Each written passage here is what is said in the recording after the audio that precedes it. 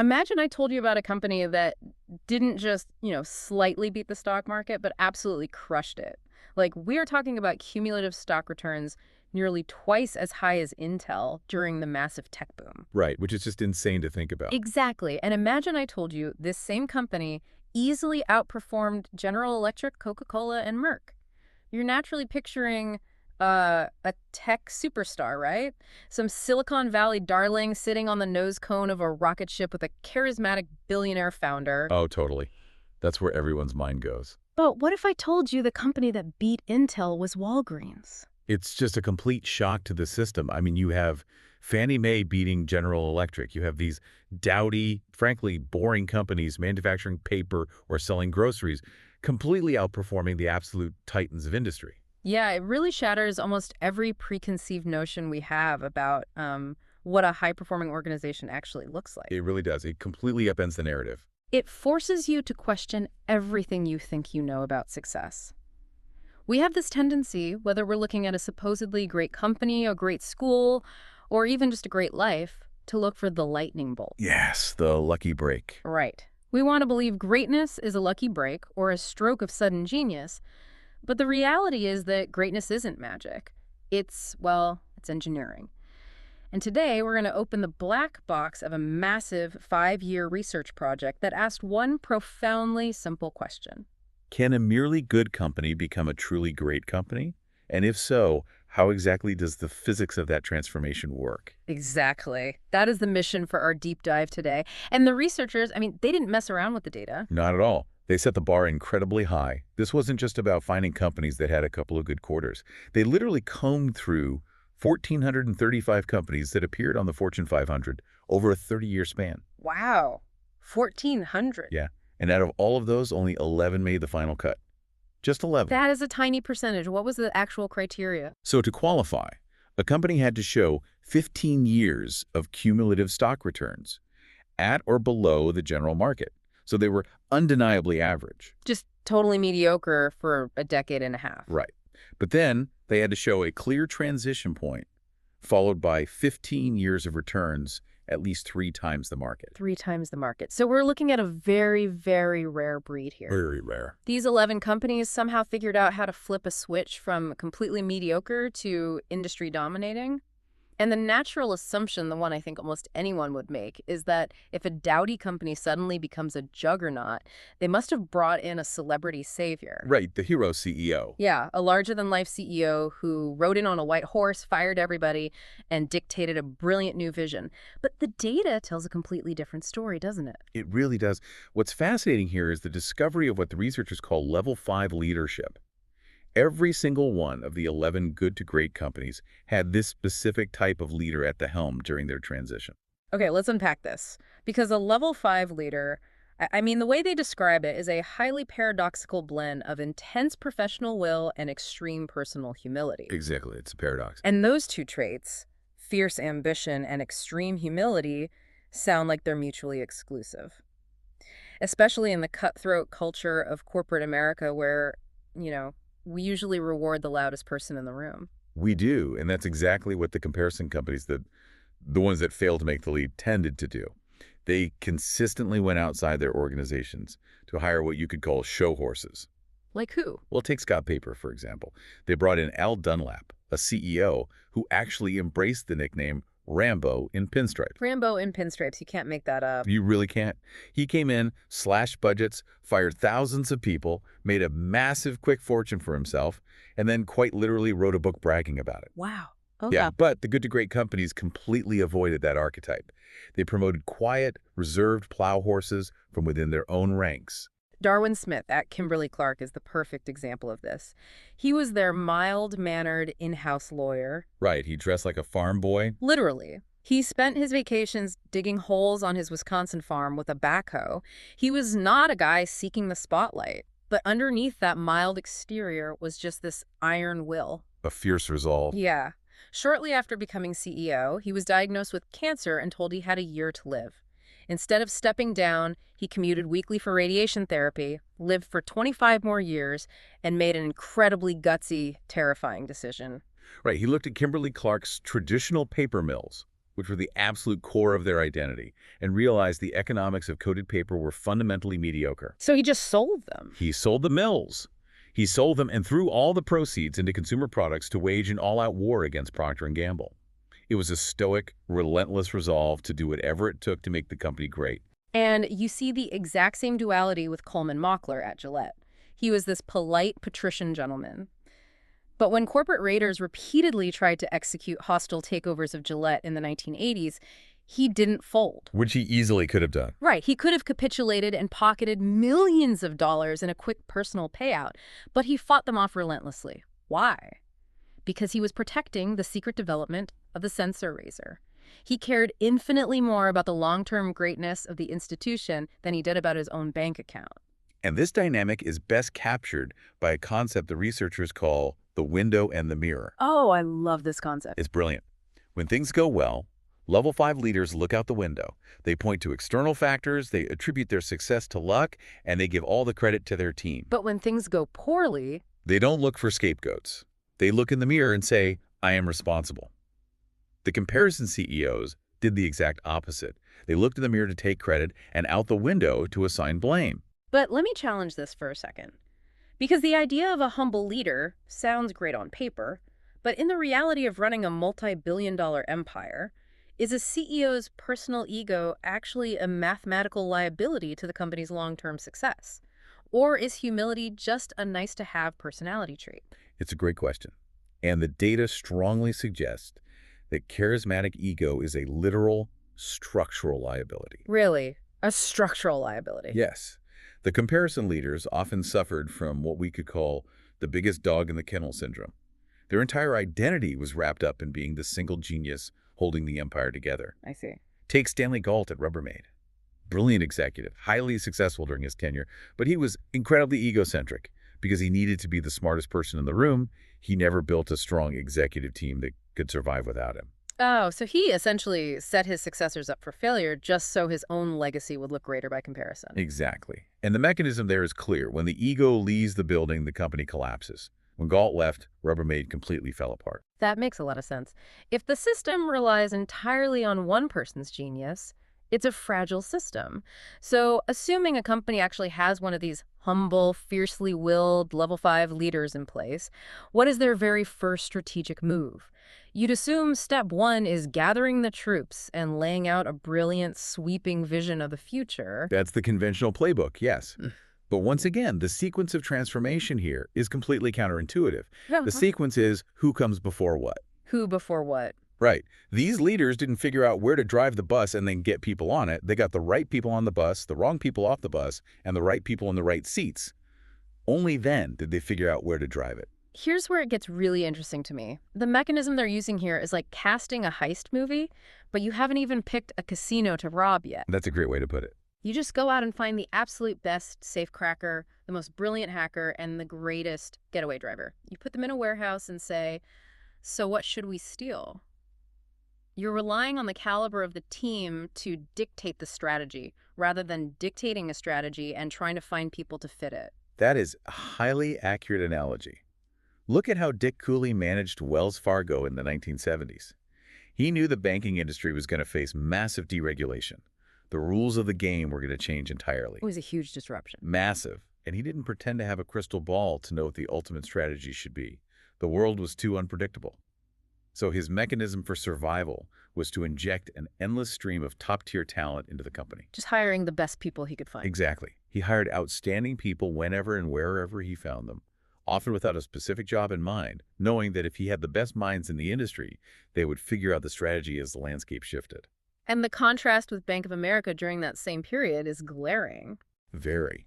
Bank of America used a weak generals model. Their managers just sat around waiting for directions from above, waiting to see which way the wind blew. Waiting for someone else to make the call. Right. They were relying on a top-down strategy. Meanwhile, Wells Fargo's executives were ferociously debating each other, wrestling with the changing market to find the best answers. David Maxwell did something similar at Fannie Mae. But the stakes were even more immediate. He took over a company that was literally bleeding $1 million every single business day. The total crisis. Yeah, a complete crisis. He sat his executive team down and told them straight up that saving the company was going to require an A-plus effort. He said if they weren't up for that level of intensity, there were no hard feelings, but they needed to leave. And a lot of them did. 14 out of 26 executives walked out the door. He replaced them with the absolute smartest, most driven people in the world of finance. He was selecting for character and work ethic over specific, established skills. Contrast that approach with what we call the genius with the 1,000 helpers trap. Oh, this is a dangerous one. It is. Henry Singleton built Teledyne into a massive empire entirely dependent on his own singular genius. He was the strategist, the visionary, the decision maker. Right. He didn't build a team of equals. You build an army of capable helpers to execute his ideas. The moment he stepped away, the whole thing crumbled because the helpers didn't know how to navigate without the genius. Okay, but let's look at the practical reality of acquiring this level of talent. If you're building a team of A-players people who are intrinsically driven and wildly capable, how do you get them to join your bus instead of the competitors? Surely executive compensation is the primary lever here. You'd think so, wouldn't you? I mean, yeah, you have to pay top dollar to buy that kind of dedication. You would certainly think so, but the research turned up a massive surprise. They found absolutely zero systematic pattern linking executive compensation to the shift from good to great. Zero. Wait, there was no correlation at all. None. And the reason why reveals a lot about human motivation. The purpose of a compensation system isn't to take the wrong people and somehow motivate them to do the right things. Oh, I see. You cannot bribe someone into having a world-class work ethic if they don't fundamentally possess it. The actual purpose of compensation is simply to get and keep the right people. So it's just about retention, not motivation. Exactly. The right people are intrinsically driven by their own moral code to produce excellence. They would do great work regardless of the incentive structure, simply because they cannot stomach doing mediocre work. That shifts the entire paradigm of hiring. You aren't managing people, you are managing the selection of people. So you've got this bus full of highly driven, self-motivated A-players. They're sitting in the right seats. Where do they look? They don't look at a beautifully crafted mission statement or a motivational poster. No, they don't. They look directly at the terrifying, unvarnished reality of their situation. If we connect this to the bigger picture, a company, or an individual for that matter, cannot make a series of consistently good decisions without infusing the entire process with the brutal facts of reality. This is the transition into what the researchers call disciplined thought. The comparison between Kroger and A&P perfectly illustrates how this mechanism works in practice. In the 1960s and 70s, both of these traditional grocery chains saw the same exact data. The corner store was dying. Exactly. The traditional small corner grocery store was dying, and the massive superstore was the future. Kroger looked at those brutal facts, completely overhauled their corporate mindset, tested the superstore concept, and methodically transformed their entire system, block by block, city by city. The A&P, they acted like a hermit kingdom. They were entirely blinded by their own history. They just couldn't let go. They couldn't. They were trying to honor the legacy of their dead founders who built the small store model. The psychological trap of denial was so strong that when A&P actually opened a successful prototype superstore called the Golden Key, and it proved beyond a doubt that their old business model was doomed, their response was to close the successful prototype. Wait, they closed it? Yes. They actively shut down the future because they didn't like the answers it provided about their path. That is wild. It's like a pilot flying a commercial jet into a severe thunderstorm. You can't just optimistically hope the mountain isn't there. You can't rely on positive thinking. You have to stare at the terrifying glowing red spots on the radar screen so you can actually navigate around them. You have to engage with the threat. Exactly. Pitney Bowes had a fascinating mechanism for this. Their executives would purposely spend 2 full hours of their New Year meetings looking at what they called scary, squiggly things under rocks. I love that phrase. Right. They actively sought out the worst possible news about their industry just to ensure they never fell into complacency. Which brings us to the psychological cornerstone of this entire process, the Stockdale paradox. It's named after Admiral Jim Stockdale, the highest-ranking U.S. military officer in the Hanoi Hilton POW camp during the Vietnam War. His story is just harrowing. He survived 8 years of torture, isolation, and unimaginable conditions. He did. And when the author interviewed him and asked who didn't make it out of the camp, Stockdale's answer was chilling. He said it was the optimists. The optimists. Yeah, the ones who said we'll be out by Christmas. Christmas would come and go. Then they'd say we'll be out by Easter, then Thanksgiving. And eventually they died of a broken heart. Wow. Their worldview was too fragile to withstand reality.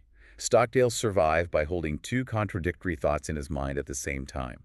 He maintained absolute, unwavering faith that he would prevail in the end, while simultaneously confronting the brutal, horrific facts of his daily reality, no matter how bleak they were. But practically speaking, how does a leader apply that if all you are doing is pointing out the brutal, terrifying facts of the market or the economy? Doesn't that crush team morale? How do you keep people moving forward when you are constantly staring at the squiggly things under rocks? It's a valid concern, but you have to remember the previous stage. First who? If you have the right people on the bus, people who are fiercely intelligent and intrinsically motivated, you don't need to expend energy artificially motivating them. Because they're already driven. Exactly. The real task of leadership in that environment is simply not to demotivate them. And there is nothing more incredibly demotivating to a high performer than a leader who ignores reality, spins the truth, or pretends things are fine when they aren't. Because it insults their intelligence. So how do you actually build a culture where truth is heard loud and clear? The researchers identified 4 key practices. First, lead with questions, not answers. Don't walk in with a predetermined conclusion. Second, engage in intense dialogue and debate, not coercion. People need to argue the data. Third, conduct autopsies without blame. When something fails, dissect the failure to understand why, without hunting for a scapegoat. And the fourth? Fourth, build red flag mechanisms that turn raw data into information that cannot be ignored. For example, a company called Granite Rock created a short pay system. How did that work? Customers could just cross off line items on their invoice and deduct payment if they weren't fully satisfied with the product or service, without asking for permission. You're kidding. They could just choose not to pay. Yep. It forced the company to deal with quality issues immediately. It completely removed the filter between the customer's reality and the executive's desk. That is a phenomenal forcing function. So when a team of the right people relentlessly confronts those brutal facts using those mechanisms, the fog eventually clears. All the complexity of the market boils down to a startlingly simple unifying idea, and this is the core of disciplined thought, the Hedgehog Concept. This idea is drawn from Isaiah Berlin's famous essay based on an ancient Greek parable. The fox knows many things. The fox is cunning, complex, and tries a million different strategies to catch the hedgehog. Not the hedgehog. But the dowdy, simple hedgehog knows one big thing: how to roll up into an impenetrable ball of spikes. The hedgehog wins every single time because simplicity scales and complexity breaks. Right. For a company, discovering their one big thing means finding the exact intersection of 3 distinct circles. Number 1, what you can be the best in the world at. Number 2, what drives your economic engine. And number 3, what you are deeply passionate about. And it has to be the intersection of all 3. You can't just have 2. Walgreens wasn't just passionate about being a drugstore. They looked at the 3 circles and realized they could be the best in the world at convenient drugstores. They really leaned into that. They did. They pioneered drive-through pharmacies. They would cluster 9 stores in a single mile in San Francisco, just so a customer was never more than a few blocks away. And to drive that, they changed their economic denominator. It wasn't about profit per store. It was profit per customer visit. Which completely changed their strategy. Exactly. Wells Fargo shifted their denominator from profit per loan to profit per employee, recognizing the brutal fact that banking was becoming a deregulated commodity. Fannie Mae found their passion in democratizing homeownership, combined with becoming the best capital markets player in assessing mortgage risks. It's all about stripping away everything until you achieve severe simplicity. It reminds me of the story of the researcher's wife, Joanne. She won the Hawaii Ironman Triathlon, which is one of the most grueling races on Earth. She didn't use bravado or motivational hype to win. She just calmly looked at the data and realized she had the genetics to do it, she had the economics to sustain the training, and she had a deep passion for the sport. It wasn't a delusion of grandeur. No, it was a clear-eyed understanding of her 3 circles. So, what does this all mean for someone listening? What happens if a company or a person looks at these 3 circles and faces the brutal fact that they aren't actually the best in the world at anything they currently do? That is the exact crucible Abbott Laboratories faced. They looked at the brutal facts of the pharmaceutical industry and accepted a hard truth to Bella. They could never beat Merck to be the best pharmaceutical company in the world. Wow, that's a tough pill to swallow. It is. Their traditional core competence wasn't enough, so they completely shifted their business. They moved away from traditional pharmaceuticals and realized they could become the best in the world at creating cost-effective healthcare products like hospital nutritionals and diagnostics. So they pivoted. Completely. There's a crucial distinction. Your current core competence is not necessarily what you can be the best in the world at. Discovering your hedgehog concept takes time. For these companies, it took an average of 4 years, often using an iterative council of executives constantly debating the three circles, looking at the data, and refining the idea until the truth emerged. Which brings us to the final stage of the transformation, discipline action. Because a brilliant, perfectly aligned hedgehog concept is utterly useless if you don't have the sheer methodical discipline to execute it day in and day out. Precisely. Great companies don't create thick manuals of bureaucratic rules to manage incompetent people. They build a culture of self-disciplined people who take disciplined action. It's like a magical alchemy. It is. You establish a strict discipline framework, but within that framework, you grant people extreme entrepreneurial freedom. George Rathman, who worked at Abbott and then founded Amgen, noted that true financial discipline doesn't stifle creativity. It actually provides the resources and the stability required for creative, divergent thinking. I love the analogy they use for this level of discipline. Rinsing your cottage cheese. Yes, the Dave Scott story. Exactly. Dave Scott, the Ironman champion, burned 5,000 calories a day in his training.